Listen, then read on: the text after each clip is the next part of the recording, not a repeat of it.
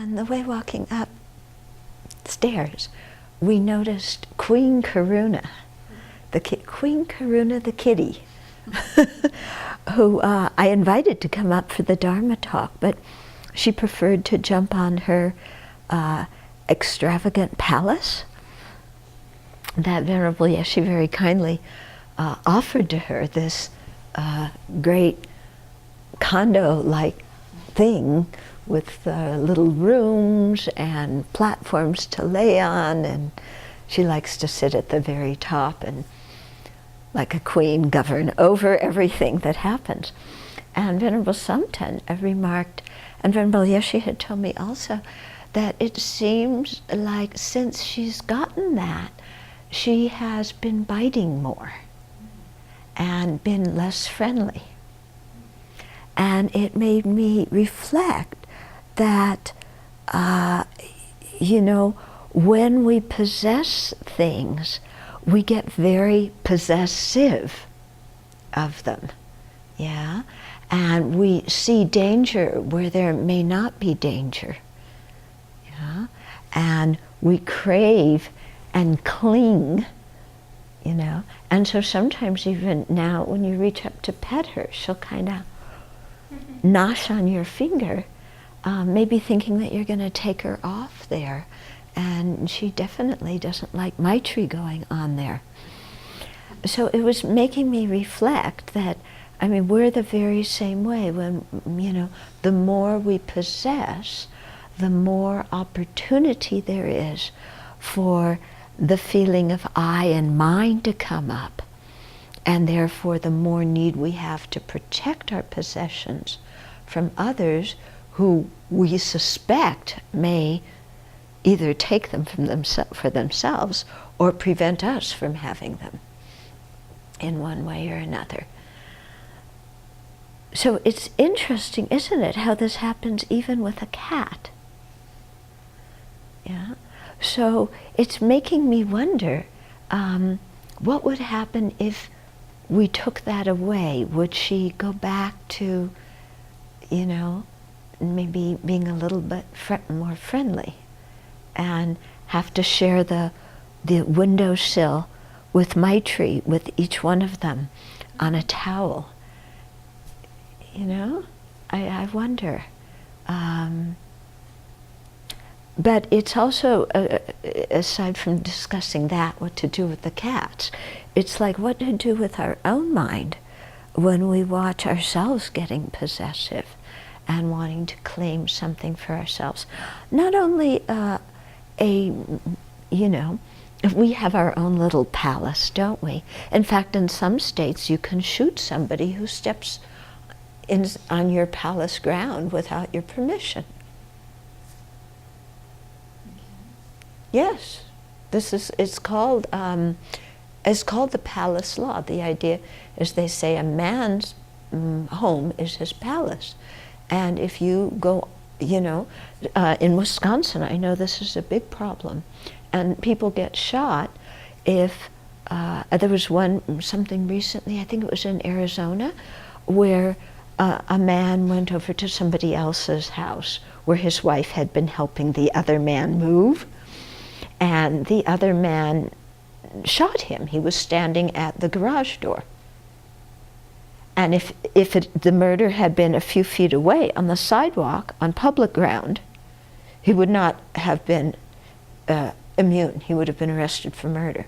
But because the murder took place on his own property, he could say, this person came on my property without my permission and I felt threatened.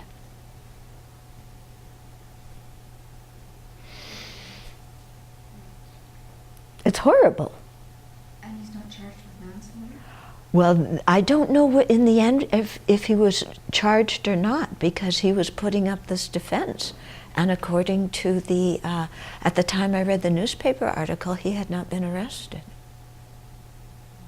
Yeah. So, we get that way about possessions. We get that way about people. I possess a certain person, so I'm going to attack others who want to take that person away from me. We get that way sometimes about our jobs, and we don't want to ask for help from others because we're afraid that they'll help us and maybe they'll be better than us, or by their helping us we'll look humiliated. Or we don't like to delegate responsibility because we want to possess the control of whatever's happening. Yeah, so we get this word "my." It's only 2 letters, but boy, is it potent. Ranging from kitties up to everything else. Anything that we consider "my," we have to protect from everybody else. And so then that really creates an us and them mentality with a lot of animosity towards the them who might interfere in what is mine.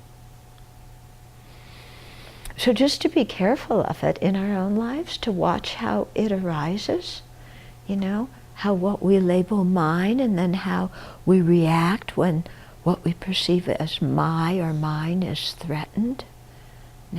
And karuna may just nosh a little bit on your finger, but this man shot somebody, and we may shoot somebody with our words,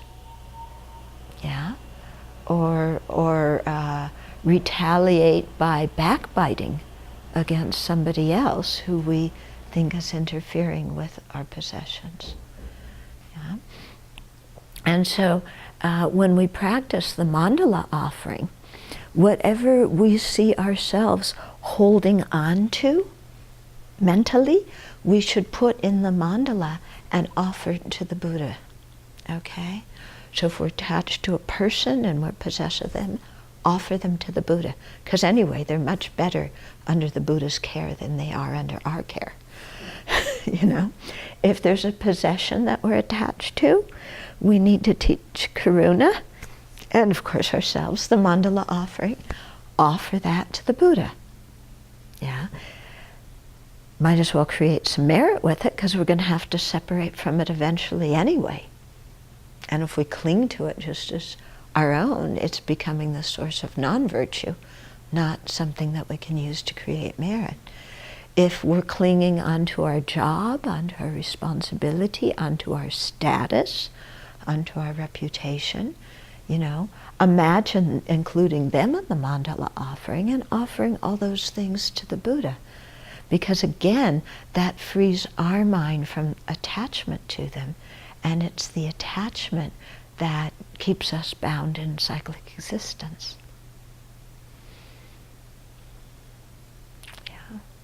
So then, even if you have to use those things afterwards, that's why, like we're going to offer our lunch now, we offer our food to the Buddha, Dharma, and Sangha. We eat it afterwards. So it's I give it to you and then I take it back? Better not be. Okay, I give it to you, but then I eat it to fulfill the purpose of the Buddha, which is to benefit sentient beings. I eat it, the food, in order to practice the path, in order to benefit others. And so instead of saying, this is my food, it helps us change the motivation and realize actually the food belongs to the 3 jewels because we just offered it to them. And it came due to the kindness of sentient beings. So there's no way whatsoever that this food is mine.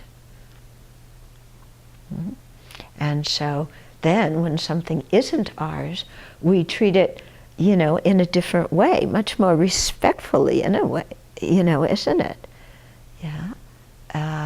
With much more mindfulness about it.